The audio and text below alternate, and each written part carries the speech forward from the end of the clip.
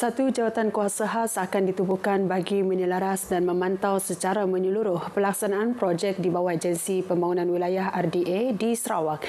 Timbalan Menteri di Jabatan Premier Penyelaras Projek untuk Agensi Pembangunan Wilayah Dewan Bandaraya Kuching Utara dan Hal Ehwal Islam, Dato' Dr. Abdul Rahman Junaidi berkata, ia sebagai langkah memperkukuh tadbir urus serta menangani isu dan cabaran yang dihadapi setiap agensi. Jawatan kuasa itu nanti akan dipengerusikan oleh beliau sendiri dan keahliannya terdiri daripada semua RDA serta agensi pusat berkaitan seperti Unit Perancangan Ekonomi Negeri, Unit Pemantauan Pelaksanaan Negeri Sarawak, Kementerian dan Jabatan Teknikal yang berkaitan. Ia sebahagian usaha memperkemas penyelarasan dan pelaporan pelaksanaan projek agar lebih sistematik bagi menepani cabaran di lapangan. Langkah penubuhan jawatan kuasa khas ini dilihat mampu menjadi pemangkin kepada sistem penyampaian yang lebih cekap dan berkesan. Beliau berkata demikian semasa menghadiri mesyuarat yang diadakan di Majlis Daerah Lawas. Mesyuarat bersempena lawatan kerja beliau dan sesi taklimat ke-9 pejabat Agensi Pembangunan Wilayah seluruh negeri. Dalam taklimat tersebut, Dato' Dr. Abdul Rahman menekankan pentingnya peranan RDA dalam mempercepatkan pembangunan di wilayah masing-masing. Pelajar, guru dan orang awam di Sarawak perlu merebut peluang meneroka aktiviti yang diadakan sepanjang Minggu Sains Negara 2025. Pengarah Pusat Sains Negara Muhammad Fuad Rahman berkata, pengisian program tidak hanya tertumpu kepada pelajar sekolah, ia turut memberi peluang kepada orang ramai memahami dengan lebih dekat bidang sains, teknologi dan inovasi. Katanya pengisian aktiviti turut memberi peluang kepada komuniti merasai tarikan yang sama seperti di Pusat Sains Negara. Manakala pemilihan Sarawak sebagai lokasi pertama tahun ini adalah kerana Sarawak salah satu negeri yang menyerlah dalam pembangunan teknologi. Mengenai Kembara Sains Borneo 2025, Pusat Sains Negara akan membawa bas pameran ke 30 lokasi terpilih di Sabah dan Sarawak. Bas yang dinamakan PSN Troopers on the Move itu dilengkapi 20 ruang pameran interaktif yang direka khas untuk menarik minat pelajar terhadap sains. Kita bukan memfokuskan kepada pelajar saja, tetapi program kepada guru turut dititikberatkan. Akan ada program latihan kepada guru-guru sains dan juga matematik sepanjang program Kembara Sains Borneo berlangsung. Beliau berkata demikian kepada pemberita selepas pelancaran Minggu Sains Negara 2025 di UiTM Kota Samarahan. Program MSN 2025 akan menjelajah ke 6 zon utama di seluruh negara bermula di Sarawak diikuti Terengganu, Sabah, Johor, Kedah dan berakhir di wilayah Persekutuan Kuala Lumpur. Persekutuan Perkumpulan Wanita Sarawak PPWS telah membuktikan keupayaan luar biasa dalam memperkasa wanita di seluruh negeri sejak penubuhannya pada 1961. Ini khususnya melalui pelbagai program latihan, kepimpinan dan kehusawanan. Menteri Pembangunan Wanita, Keluarga dan Masyarakat Datuk Seri Nancy Shukri berkata, PPWS turut menyasarkan penglibatan wanita secara menyeluruh meliputi pelbagai peringkat usia dan latar belakang termasuk dari kawasan luar bandar. Melalui inisiatif berterusan, PPWS telah berjaya melahirkan ramai wanita berdikari, berkemahiran dan berdaya saing. Beliau yang juga ahli seumur hidup PPWS berbangga kerana dapat menjadi sebahagian daripada perjalanan pertubuhan itu yang telah banyak mencipta impak positif terhadap pembangunan sosial dan ekonomi wanita Sarawak. Datuk Seri Nancy turut berharap agar PPWS terus relevan dan menjadi rakan strategik kepada kerajaan dalam memperjuangkan kebajikan serta memperkasa wanita menghadapi cabaran masa kini dan masa depan. Beliau berkata demikian dalam hantaran di Facebook bersempena sambutan ulang tahun ke-63 PPWS.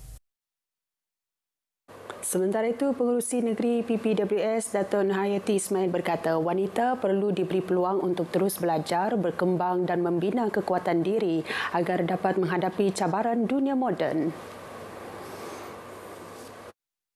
Beliau menekankan pentingnya penerapan ilmu dan kemahiran yang merupakan kunci kepada masa depan yang lebih cerah.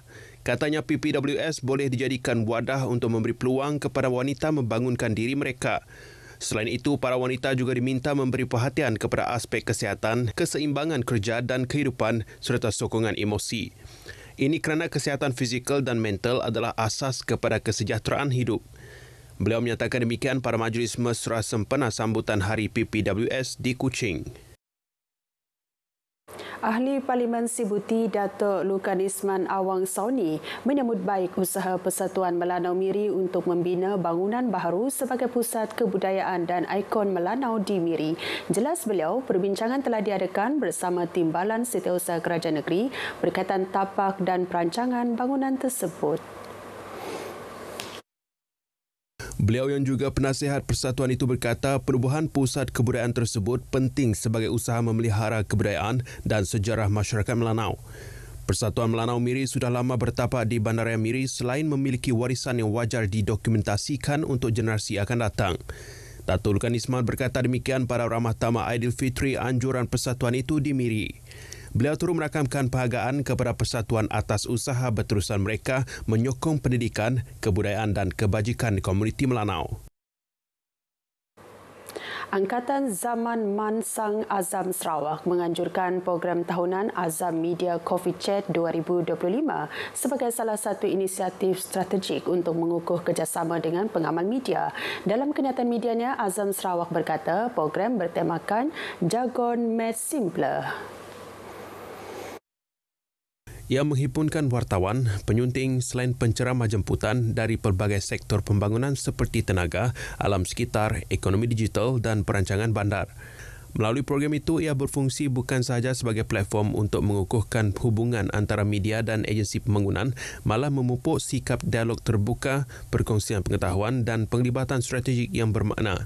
Dalam ucapan alu-aluannya, Ketua Pegawai Eksekutif Azam Sarawak, Ali Suhaili berkata pihaknya komited untuk menjadikan komunikasi pembangunan lebih mudah difahami dan relevan kepada semua lapisan masyarakat. Melalui inisiatif seperti program Coffee Chat, Azam Sarawak menyediakan ruang kepada media untuk memahami istilah yang kompleks sekaligus mengukuhkan naratif pembangunan komprehensif dan inklusif. Sarawak Forestry Corporation SFC berjaya menumpaskan aktiviti penyeludupan, pemprosesan kayu gaharu dan perdagangan hidupan liar secara haram di bahagian Limbang menerusi operasi bersepadu Hazanah. Operasi dijalankan pada 1 hingga 3 Mei lepas di 5 lokasi melibatkan 22 kaki tangan SFC. SFC dalam kenyataan media berkata dalam operasi tersebut 9 individu ditahan, 4 daripadanya merupakan warga asing. Operasi dijalankan susulan tangkapan awal oleh SFC serta agensi penguatkuasaan pada 28 November tahun lepas di Miri yang telah menjalankan risikan bagi menumpaskan sindiket penyeludupan dan pemprosesan kayu gaharu serta perdagangan hidupan liar secara haram yang mempunyai rangkaian antarabangsa. Kayu gaharu, bulu burung kenyalang, hempedu dan kuku beruang dan sisik tenggiling antara yang dirampas. Turut dirampas pelbagai jenis mata wang asing dan ringgit Malaysia, senapang buatan sendiri serta peluru. SFC turut menyita sebuah kenderaan pacuan 4 roda. Nilai keseluruhan rampasan bernilai RM400,000. Kes disiasat di bawah Ordinan Perlindungan Hidupan Liar 1998. Manakala kes melibatkan senjata api dan peluru diserahkan kepada polis Diraja Malaysia untuk siasatan lanjut. Siasatan juga dijalankan oleh lembaga hasil dalam negeri. Perkembangan itu tadi mengakhiri berita pagi Sarawak dari Sungai ke Segara Palestin Pasti Merdeka. Ikuti Stadium RTM selepas ini untuk perkembangan sukan tanah air dan antarabangsa.